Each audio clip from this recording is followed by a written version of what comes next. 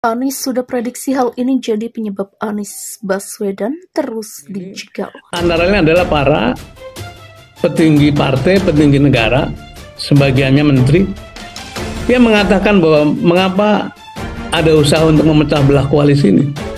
Karena pemegang kekuasaan tertinggi tidak menghendaki Anies Baswedan maju sebagai calon presiden. Ini sesuatu pola pikir yang sangat sesat menurut saya gitu ya. Dan memang harus dihadapi, bukan karena kita mau melawan, tidak, tapi karena itu adalah hak konstitusional yang melekat pada setiap orang gitu. Kan? Apa semua begitu?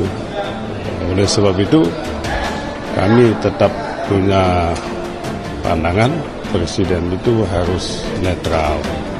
Ya bolehlah dia punya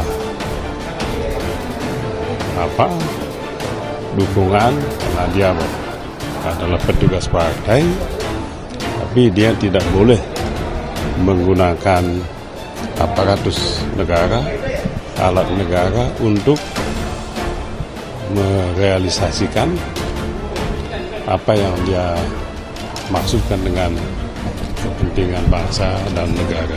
Makanya ketika Anies distigma sebagai bapak politik identitas, dia mau menghilangkan stigma itu dengan keliling-keliling, masuk vihara, masuk pura, masuk gereja, dan dia ingin menampilkan diri sebagai tokoh yang menghargai perbedaan.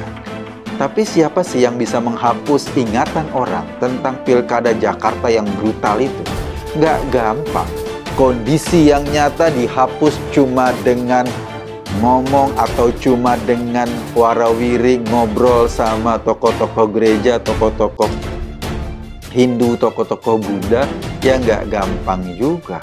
Bahkan sudah dapat nama baru Yohanes saja, stigma itu nggak bisa dihilangkan. Pegiat media sosial Eko Widodo menyoroti perihal upaya pencegahan bakal calon presiden Koalisi Perubahan untuk persatuan Anies Baswedan di Pilpres 2024 yang dilakukan koalisi pendukung keberlanjutan rezim Presiden Jokowi.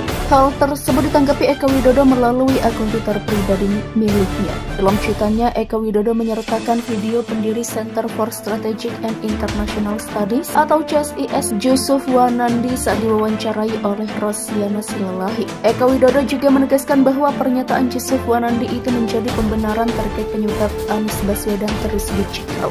Loyalis Anies Baswedan ini pun menyindir dengan kekalahan partai penguasa di Pilgub DKI Jakarta tahun 2017 silam. Sementara itu diketahui sebelumnya wawancara Jusuf Wanandi dengan Rosiana Silalahi viral dan seakan memperkuat klaim tersebut. Jusuf menegaskan Pilpres 2024 akan diupayakan hanya diikuti oleh 2 pasangan calon saja. Jangan 3 calon karena terlalu banyak memperkirakan jadi atau tidaknya. I don't think they're allowing that to happen.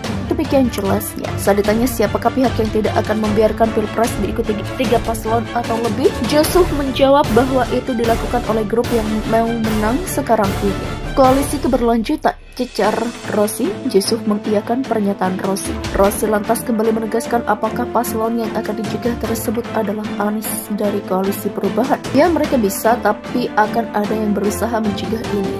Paling Jusuf Wanandi juga mengungkap bahwa koalisi yang menginginkan keberlanjutan rezim Presiden Joko Widodo akan terus berupaya membuat Pilpres hanya diikuti 2 pasang calon. Melalui pernyataan peneliti CSIS tersebut semakin tampak bahwa bakal calon presiden dari Koalisi Perubahan untuk Persatuan memang dijegal.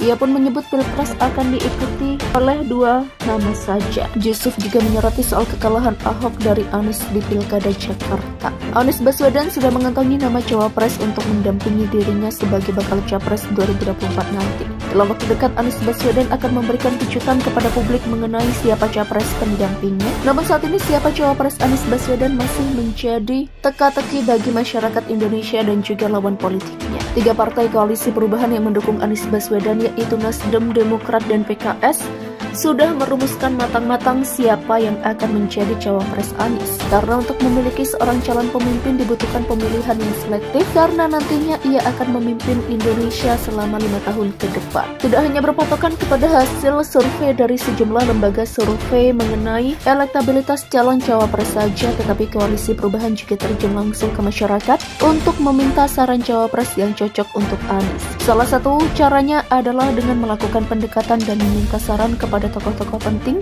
di masyarakat.